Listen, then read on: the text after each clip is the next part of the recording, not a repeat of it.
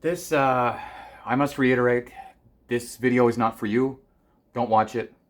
This video is intended for friends, family, and loved ones. If, God forbid, anything were to ever happen to me, and they wanted to know more about me or my life or my stories, and for me to document as much of my life as I can before my memory starts to fade one day. My 30s. My 30s pretty much encompassed me being a father. Let's see. After my divorce, I had a rebound with someone. Didn't end well. I then dated someone for a while. She was an alcoholic and a cheater. Man, she loved to drink and sleep around. And I mean drink. I mean shots of vodka next to her bedside table. How most people in the middle of the night would sip water or drink water first thing in the morning. For her, it was vodka. She took it to work like she would. If it wasn't for that, she was quite something. But so that didn't. That had a tragic, horrific ending of things. And later down the line, my brother would end up dating her. But again, that's later and gross. So after that horrid relationship ended, and that was a woman that I was very attracted to and very much enjoyed. I did things for that woman that most people would never do for anyone, and I'm talking. This video will contain graphic details. Fair warning. This video is not intended for children whatsoever. 18 plus.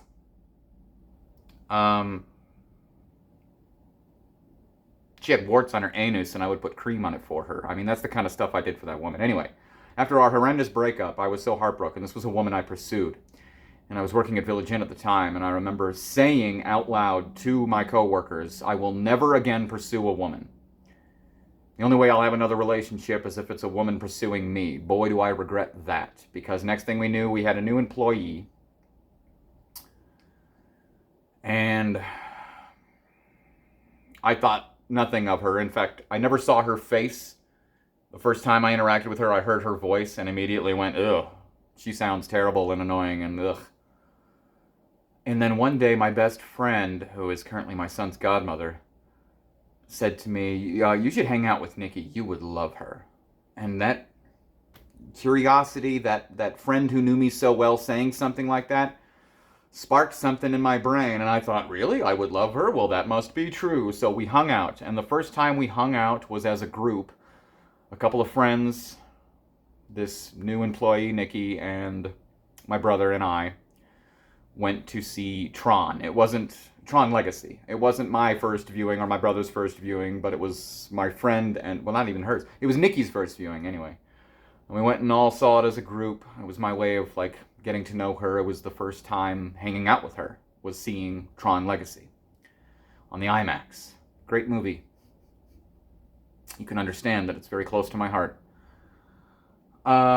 And then things went on from there where Nikki became obsessed with me and pursued me and kept saying, let's hang out, let's play video games, let's do this, let's do that. Next thing you know, one thing led to another. We were dating. Typical relationship. Highs and lows, mostly lows. Well, not mostly lows, but, you know, more lows than there should be in any relationship. We broke up. Well, no, we had like a break. No, I'm not gonna get into that argument, but she ended up cheating on me once when we lived together, and in an angry argument, if I remember correctly. I don't know this is a scientific fact, but if I do the math, it's possible this was the occasion. After an angry argument and her wanting me to forgive her and us being in this weird emotional place where she wanted me to take her physically to make up for it, and I did. It was mutual. No one was forcing anything. It was just aggressive and filled with emotion on that couch in that apartment. And I do believe that is likely when my son was conceived. Again, vulgarity, but fair warning to all of you out there, pulling out does not work. There's a thing called pre-cum. Sometimes some of those swimmers get out early, and sometimes, again, you only need one. My son must have been quite determined from the very get-go. But, let's see. We were house sitting back in 2011, September. And I remember it on September 11th, 2011, the 10th anniversary of 9/11, they had a special documentary narrated by Robert De Niro on network television, maybe ABC or whatever. And while we were house sitting, my girlfriend and I watched that. And it was very impactful for me. They had showed never before seen footage. I mean, sure, I was there for I wasn't there, but I was alive for 9/11, and I remember waking up to that news. I remember seeing that second plane hit that second building live. My dad was out of town. That was not a very fun experience. But this documentary affected me more than most things affect me. You know, I've never really had an experience with personal death, anyone close to me, losing a loved one, except for losing loved ones, but they're still alive. I mean, what's the difference? You never see them again. But I wouldn't know. I've never experienced death. And that just, it hit me as if it gave me a new perspective on life. And apparently that was the last piece of the puzzle I needed. Because the next day, I was at work. I still wish you would have waited till I got home, for goodness sake. I was at work. Received a phone call. My coworker, Lou, said, Nikki's on the phone. Great. I pick up the phone. What's up? Everything okay? And first words out of her mouth, I'll never forget. I hope you're making lots of money because you're going to be a dad. Now, backstory, I could not get through the rest of the day. I had to quit smoking, and I tried to quit smoking every moment after that, but it took me a couple of years. I finally did, though. I was a smoker for 20 years, and I've been a quitter for, I don't know, however long it's been. 5 years? 8 years? Something like that. 9? Anyway.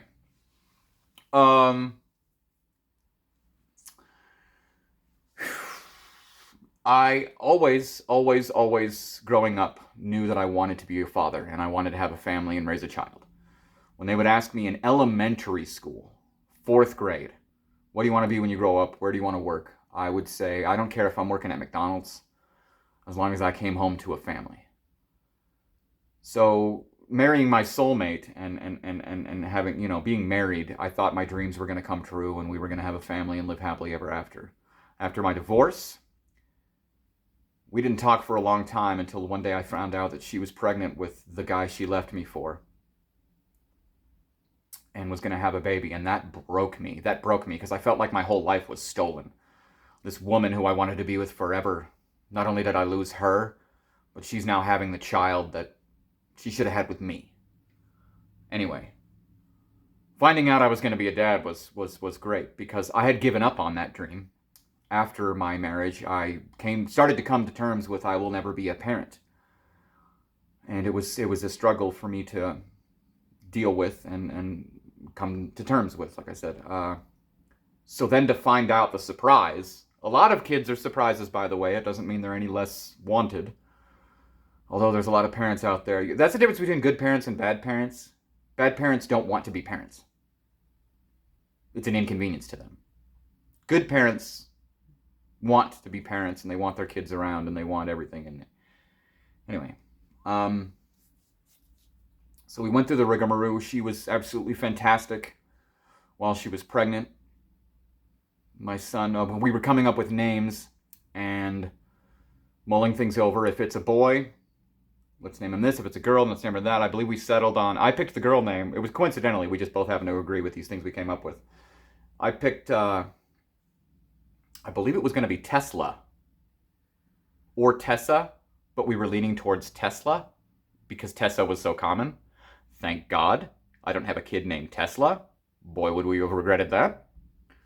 And then She came up with the name because after we saw Tron Legacy, she loved it and she was obsessed with it. We bought every single toy that they released when we went to Target and spent hundreds of dollars on everything they had.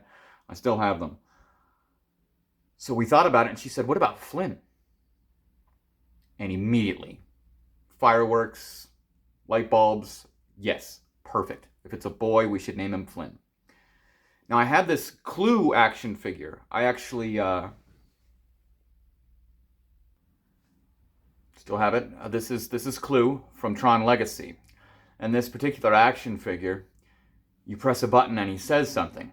Most of the quotes are from the film, but some of them are quotes that were deleted scenes from the film, so they don't even actually appear in the film, including one line in particular. And every day I would click the button before I left the house just to see what he said, because it doesn't go in a particular order. It's random. Sometimes he'll say the same thing 3 times in a row. Sometimes he'll not say one of the things for a while, but every day I would just see what he said. And we picked the name Flynn if it was a boy. And I'll never forget the day we were going to find out the sex of our child. And I was very nervous because I knew that I couldn't handle a daughter. I don't know how anyone can, especially a father. There's no way I would have been able to handle a daughter. How to raise them and how to psychologically deal with the trauma of an attractive young woman going out in the real world where there's kidnappers, rapists, and murderers. Not that boys don't face that threat, but girls definitely much more so. So I was very nervous, and I brought my brother along with us because he, after having a son, had a daughter, and I just needed him for emotional support. If they said it's a girl, I didn't know how I was going to react or handle it, and I needed him there. Anyway, so that day, going out the house, on our way to find out if it was a boy or a girl, I clicked this button to find out what he would say. And he said, "Flynn lives."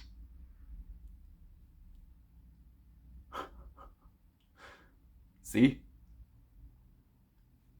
I didn't even think that was going to work. I thought he was going to say something else. But figured it was worth a shot, because wouldn't it be crazy if he said Flynn lives? There you have it. That's exactly what he said when I was on my way out that door. And I thought, it's a boy. Flynn lives. And an hour later, I found out I was having a son named Flynn. It was funny because they were looking at the thing and it was immediate. First thing the lady said is, "Well, I can tell you it's a boy because he's very proud." And he was like spread eagle and you could very clearly see his genitalia. Man, I can't believe he just said that. Flynn lives. And that takes me back. Because believe it or not, a couple of weeks ago, going through some current trauma right now, I didn't know if my son was okay, and I was praying to God. I didn't even know if he was alive, honestly. And after praying to God that Flynn was okay, I clicked it and it said Flynn lives. And now it's been used as a perfect example. Can't edit that. I'm not a video editor, obviously. Anyway, so I was very thrilled that I was having a son. Nicole convinced me to move out of our apartment so that we could save money and stay with her parents. Boy, do I regret staying with them for quite some time. During most of the pregnancy and his first few months of life, her family was very controlling and mentally and emotionally abusive. And eventually, after so many arguments, when my son was just an infant, we hightailed it out of there and moved in with my parents, who then helped us find an apartment, and we lived in that apartment happily ever after for the first year of my son's life. Shortly after his first birthday, his mother called me that she was checking herself into a mental hospital. The very same mental hospital that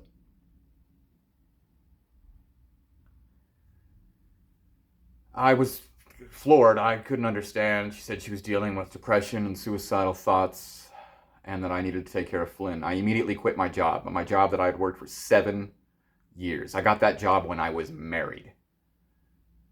And I quit that job immediately after she said she was checking herself in, because I was working and letting her be a stay-at-home mom for a year. And that's the moment I decided we should flip that script. When she gets out, she needs to find a job and get out of the house. And I should stay there for Flynn because I'm not crazy. Not that you're crazy for checking yourself into a mental hospital, but she's also crazy. Shortly thereafter,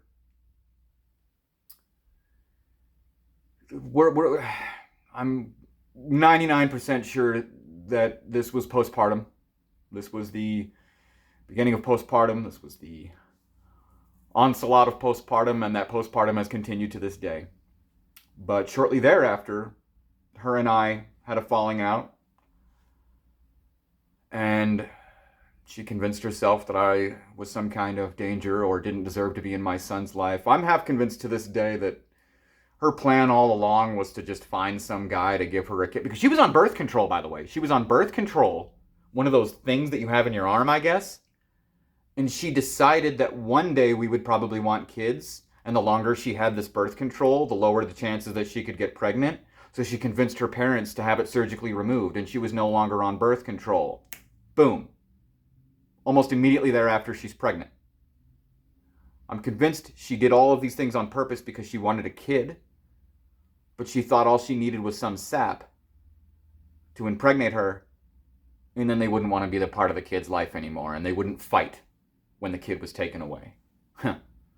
Boy, did she pick the wrong horse. Because all I ever wanted was to be a father. And then once becoming a father, I'll never forget when my son was born on May 20th, 2012. We were going to have a home birth. We did a whole class.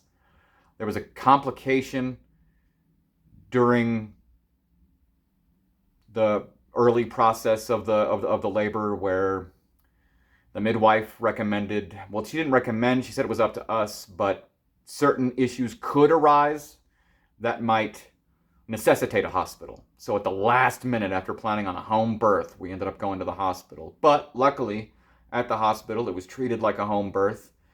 The doctor we ended up with was a midwife, so she allowed our midwife to be there. She even stole the placenta, because we turned those into pills that Nicole then took. It's a whole thing. You'll have to look it up. It's funny, as soon as those placenta pills ran out, that's when the postpartum kicked in. But she had a natural birth, and I give her full credit. She was amazing at it. She just, every contraction, just needed me to shut the heck up. She did her thing, and she powered through it. No drugs, no epidural, nothing. You had a complete natural birth. And I got to be there, and I brought my son into this world.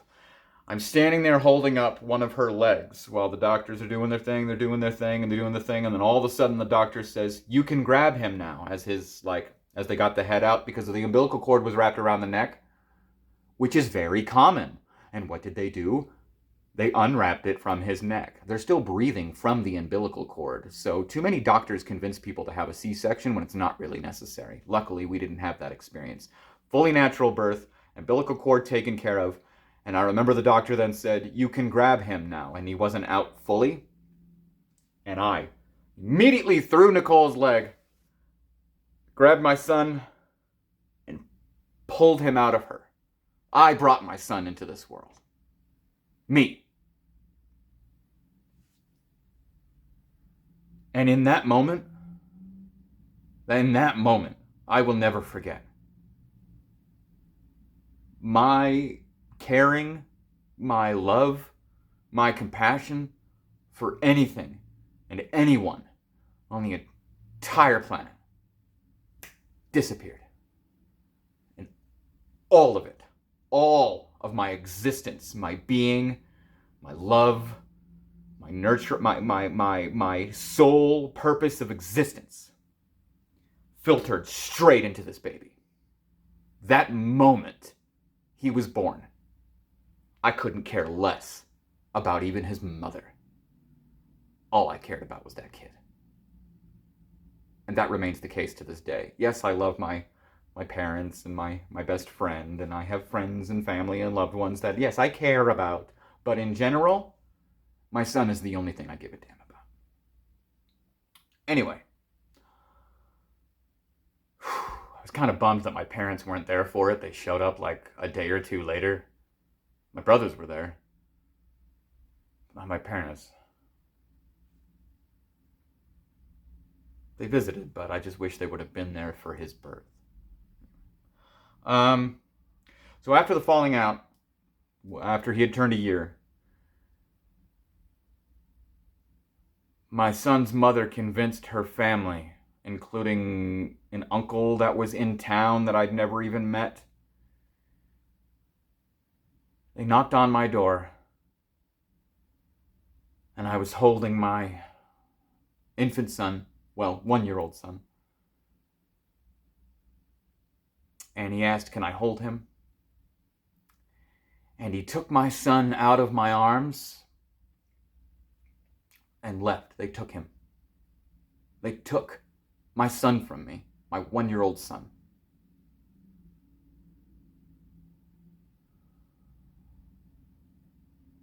And they wouldn't let me see him. They believed her lies.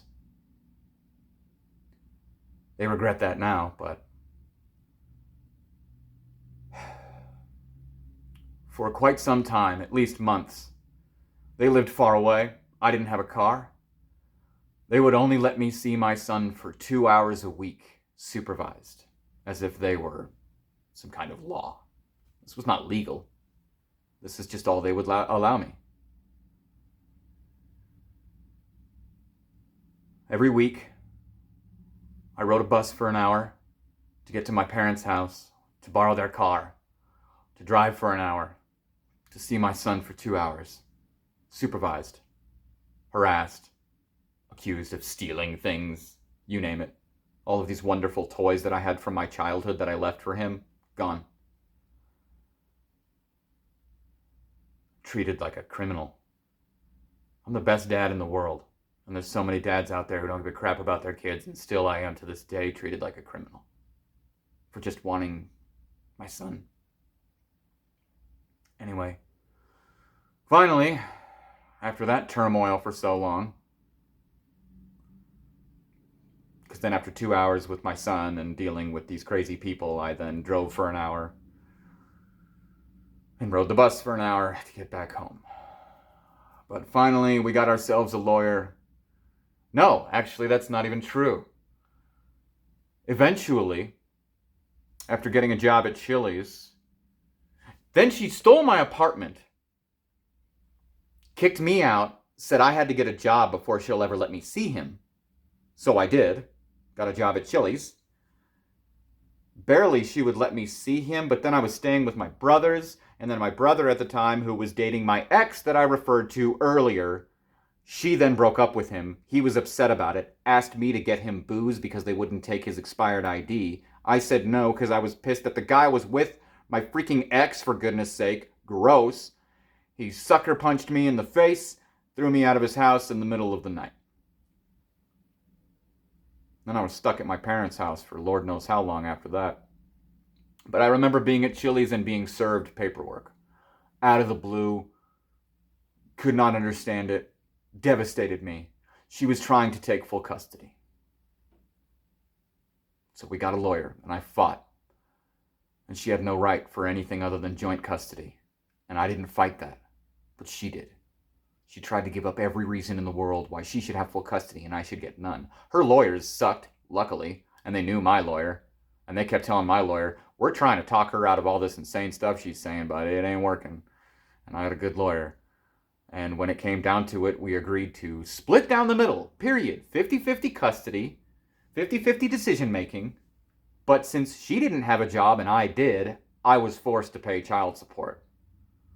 Even though we were awarded 50-50 custody. But just before that paperwork was signed and filed, all of a sudden, she starts making these Hail Marys. She's making claims that Flynn was a result of rape. That I raped her. And that's why he came to be. Yeah, that never happened. Flynn was a result of nothing but love. And to insinuate that my son was a result of anything but love and something so horrendous is disgusting. So we got 50-50. Everything was fine for a few years. And then she would file emergency motions or deny me seeing him on my court-appointed birthday. She ruined one of his birthdays as a child. She dated a guy who pointed a gun in his face thinking it was funny. So many things. People constantly in and out of her lives. She would find a man so that she could live with him, who then would eventually realize she's insane and leave her. She would find a best friend who would believe all of her lies about me, make my life a living hell, and then they would eventually realize she was insane and leave her. No one has stuck around in her life for very long. Even her family now knows. And she hasn't been able to pin down a man for quite some time. Thankfully, even though my son was in and out of different men in his life, but knowing that I was his father. The 50% of the time he was with me. When I got a job after that, I arranged it with Chili's. And then my job after that, when I quit my current job, I said, nope, I cannot work these days. These days I have my son. So I work 40 hours a week in the span of 3 to 4 days. So that the other 3 to 4 days that I have my son, I do not work. I am with him 24/7. My son have nothing but the best, most positive, amazing relationship, going to baseball games, hockey games, concerts, parks, amusement parks, movies, anything and everything. We met Weird Al, for goodness sake. I mean, I made sure my son had the greatest first 10 years of his life, that's for darn sure. But she consistently, every few months to every few years, did everything in her power to take him from me. One time I went to pick him up from school and they told me I couldn't see him. There was an emergency motion on the courts filed because I was abusing him. I wasn't allowed to see my son for 2 weeks until we got to court, when the courts immediately dismissed her BS claims and said that she had to make up that time with my son. But it didn't make up the time lost. And then that persisted. Every few months she would do something crazy and eventually file stuff with the court. So I've spent my 30s, the last 10 years of my life, trying to be the best dad I can possibly be while being treated like a villain.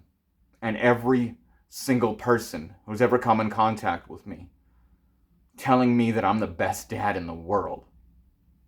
Except for one.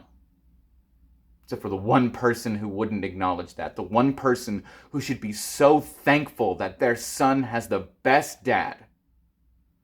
Acts like I'm the devil. I'd get random calls in the middle of the night from her family when they had their falling out. Nicole claims that she's a demon and is going to sacrifice Flynn. She's crazy. She's a danger. Her alcohol abuse. And then she got it in her head that her family they sex trafficked her as a child, and they were satanic cult worshippers who wanted to kidnap my son and drink his blood. Yeah, that's crazy. Crazy. But she convinced my son that it was true. And my son lost his relationship with his grandparents and his uncles because of her. And she severed all contact. He hasn't seen them in years. And now I fear that's what's going to become of me. Because the current situation that I'm going through, I meant to make this video like a month ago, but I was having too much fun with my son on spring break. And now that I've finally gotten around to it, there are far more updates than I really wanted to put in this video. Because this video was probably meant to be cut off right there. I still have to fight every week, every month, every year to keep my son from this insane woman while the courts do nothing of the fact that she's insane. At one point, the last time she tried to take him from me, she claimed he wasn't even mine. You take one look at that kid and he's obviously mine. Not that I would ever question it. And every time people ask me for a paternity test or if I ever got one, I'm insulted. I will never get a paternity test and I will never need one because he's my son. Biologically, as well as every other way. Even if by some alternate universe he wasn't biologically my son, he's still my son. It doesn't matter. I don't care. But he's obviously my son. He's got the same long-ass eyelashes. So, yeah. But at least I had this great relationship with my son, and there was nothing she could do about that. Until a couple of weeks ago.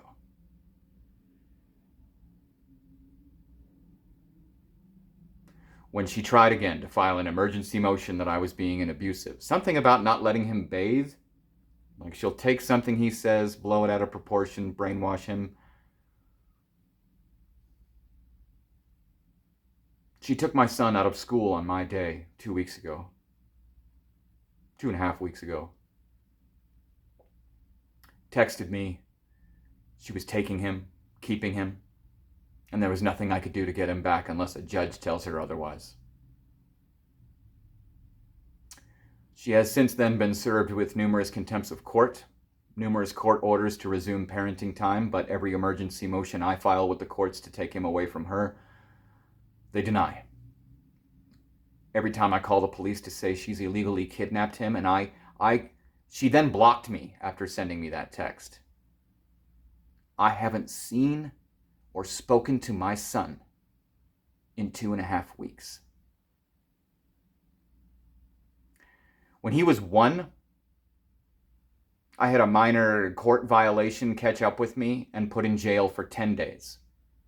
Those 10 days when my son was 1, well, a baby actually, was before he was 1. Those 10 days was the longest I had ever gone without seeing my son. Until now. I haven't seen or spoken to my son in 2.5 weeks. She would not bring him to school. He missed his last few weeks of elementary school. He's missing his last field day, his last field trip, and he's going to miss his elementary school graduation. She's trying to change what middle school he's planning on going to, even though I did everything in my power to put him in one of the best districts in the state. And now she wants him to go to a unsafe, not good school just because it's closer to where she lives and he has friends there. Really? Because he's had friends that he's grown up with for 6 years at his current school that are all going to his middle school that he's supposed to be going to. I'm going to have to end this video. Wrap up any further thoughts. I'll give you there's no need for further details. DHS won't do anything. I didn't know if she had kidnapped him or murdered him for quite some time until I found out, not by her, but when she all of a sudden said that the reason he wasn't in school is because he was hospitalized. I didn't know what that meant. I had to call every hospital in the city. And still, 2 of them said we can neither confirm nor deny. I had to pull teeth, literally, to finally, after 2 weeks, get a police officer to do a wellness check on her. And that's when I was informed by a police officer that she had checked my son into a mental hospital, who is still there, and I'm not allowed to see him. My son's going to spend his 11th birthday, which is on Saturday, in a mental hospital, where he doesn't belong. And the reason I'm not allowed to see him is because those 2 weeks, she alienated and isolated him from me. She also brainwashed him, as she did, just like with her parents. She's making my son tell them that he's suicidal and that he will kill himself if he sees his father. This is my son who loves me more than anything in the world, who the entirety of his life, every single day, will tell me numerous times how much he loves me. He has never been afraid of me. He has never not wanted to see me. All the way up until I dropped him off at school that morning, and the last thing I said to him was, if anyone takes you from me, know that I'm doing everything in my power to get you back. Little did I know that that would happen later that day. Currently, tomorrow I'm supposed to find out when our court date will be. It could be up to 3 months before I see my son, but if she gets away with this brainwashing, convincing him he'd rather kill himself than see his dad, out of the blue, for no reason, I might never see my son again. And I was really excited to turn 40 next month.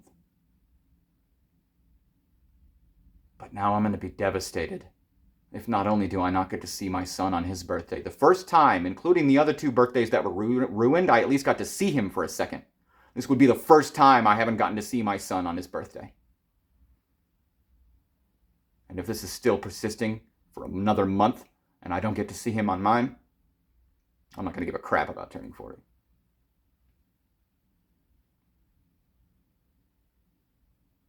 Because he's my son.